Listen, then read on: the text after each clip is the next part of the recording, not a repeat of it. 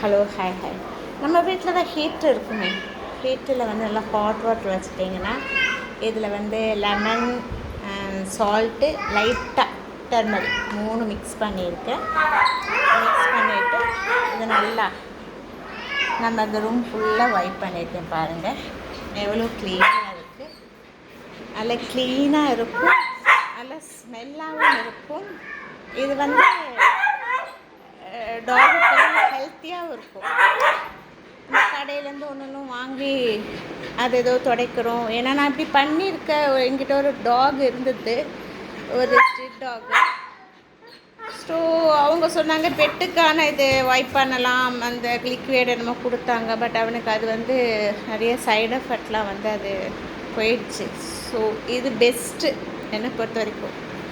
ஆனால் ஹாட் வாட்டரில் நீங்கள் நல்லா வைப் பண்ணும்போது அந்த அழுக்கு இழுக்கெல்லாம் இருந்தால் உடனே வந்து ஹெல்த்தியாகவும் இருக்கும். நமக்கு அவங்களுடைய ஹெல்த் இல்லையா முக்கியம். కలికివానా కొచ్చని ఎందు వచ్చి కలికివాండు కొచ్చి కొచ్చింటే టెడ్డి వచ్చి కలికివానా కచ్ లక్కీ కచ్.